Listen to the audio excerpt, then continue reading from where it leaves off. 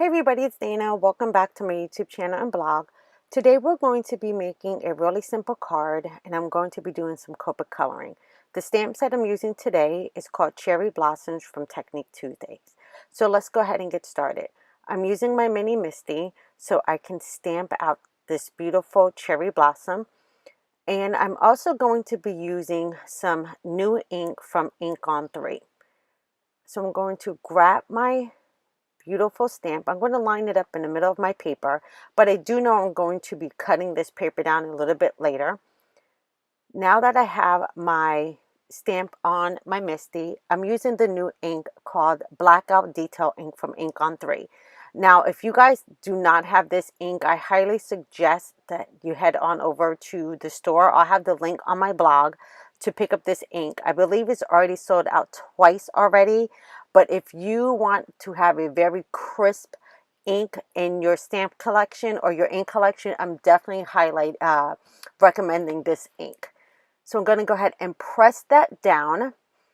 And as you can see, look how gorgeous this ink works. Now I want to have a very, very dark line for my Copic coloring. So I'm going to stamp this twice. But as you can see, there's no need for you to do that.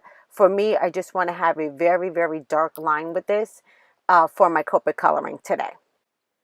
Now I'm going to do some really simple Copic coloring. I'm going to have the caps color so you guys can see it on screen, but I'm just going to go ahead and turn on some music and let you guys watch me color. It's very simple Copic coloring. I'm just doing some simple flicking motions and you guys can just watch the coloring and I'll be back soon.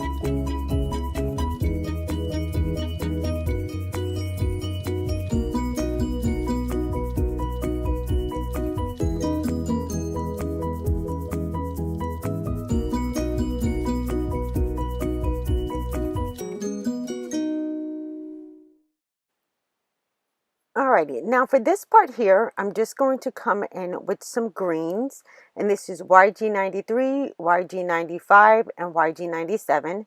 Now this is a very small area, so I'm not going to go too heavy on the coloring here. I'm just going to add in a couple of areas where I know some shading will be. And I am going to use these 3 colors, but very, very sparingly. Because like I said, the area is not a lot of room in here. And I'm just going to, on that last color, again, I'm not going to go back and blend it out with the 95 and then the 93. I'm just going to go ahead and blend out with the 93. And then that part will be done. Now I do want to ground my flower onto my white. So I'm going to use a W0 and a W1 to do this, and this just keeps my image from like floating on the paper.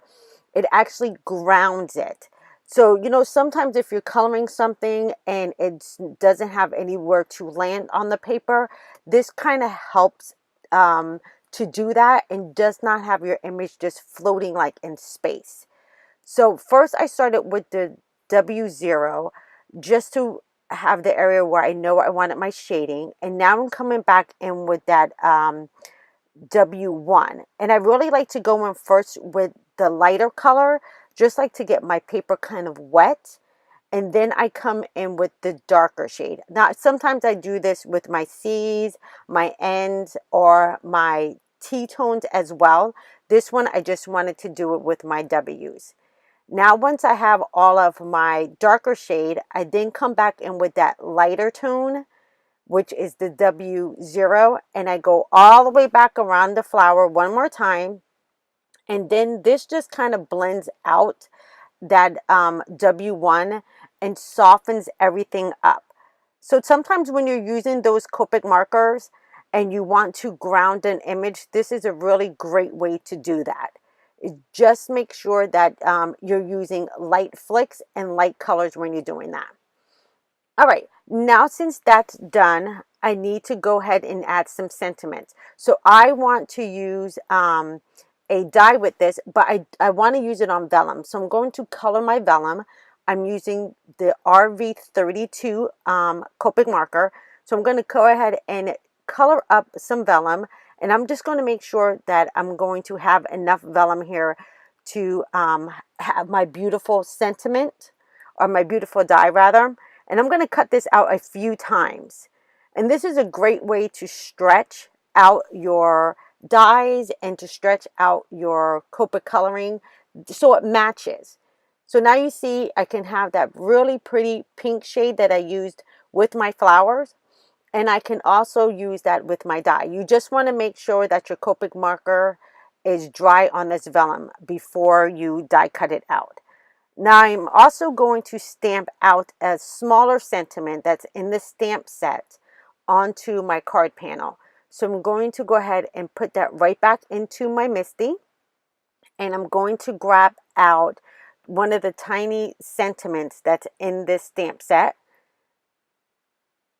I'm going to place that right up against one of the flowers, and then I'm going to bring back in that beautiful die cut that I die cut out, and I want to make sure that I get everything lined up perfectly before I actually ink anything up.